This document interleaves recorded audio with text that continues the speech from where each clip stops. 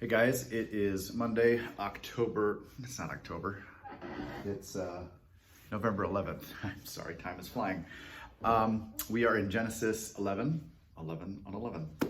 Genesis 11 and the Tower of Babel or Babel, or I don't know, however you want to say it. Interesting passage. It's really it's the capstone passage on Genesis 1 through 11, because in Genesis 12 we're going to turn the corner and focus in on one guy, Abram, and his family. But for now, we're finishing out this sweeping narrative on really the state of the world and sin and man's need for redemption and God's plan for that. And so this Tower of Babel story is the kind of the height, the pinnacle of that. A couple things going on here. We see mankind's defiance in their unwillingness to obey God and his cultural or creation mandate to fill the earth, to be fruitful and multiply and fill the earth. And so there is, on one hand, we're like, well, what's the matter with people getting, wanting community and getting together and making cities? Nothing. It's the motivator behind that. It's the driver. It was an unwillingness, it was a defiance against God in that.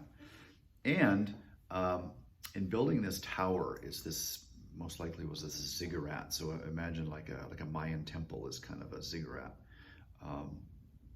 sort of. But there were in the ancient Near East, they would build these ziggurats, and they were almost always, if not always, temples. And the idea behind this Tower of Babel that is being built there is sort of to say, hey, God, you're up there, we're down here. This is our realm, this is our kingdom. Yours is up there. And it's really this naive, foolish, defiant perspective on God and his total reign and rule over all things, over the universe. So this ziggurat was almost as a way to say, like, hey, you can come visit us on your terms, on our terms, is what this tower is really saying. It is a collective human attempt to put God in a box, to control him, and to say, hey, this is our life, and you keep out of it unless we want you to participate. So one of the really obvious things we can wrestle with is, like, how does that show up in our hearts? Like, that sin is still the same sin today as it was back then. And so how do we do this? How do we keep God out of parts of our lives? Are there areas in our life where we've kind of even created these little towers, these little mini ziggurats in our life, to say, hey, God, you keep out of this part of my life unless I let you in. And it certainly shows up in this, what started out as Greek philosophy of the division of the sacred and the secular. And I think that's something that still threatens us today as followers of Jesus, and recognizing that living in Jesus' kingdom as king means that he is king of all, not just on our own terms, but on his terms. And so there's that, and I think that's really, really important there.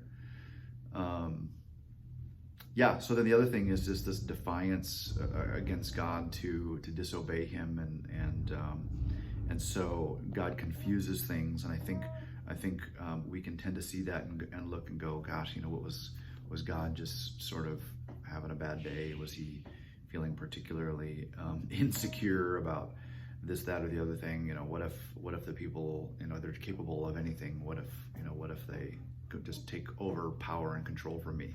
Obviously, that's not what God is thinking. God's reign is complete, and he's sovereign over all.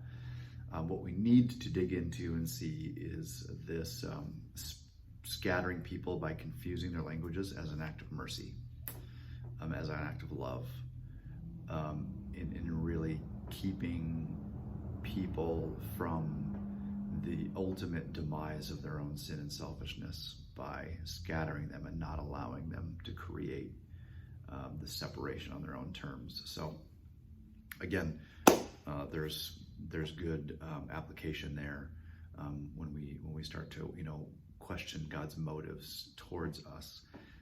It's his kindness, remember, that leads us to repentance. It's his love the love of Christ that compels us toward Him, toward repentance, toward loving others. And so,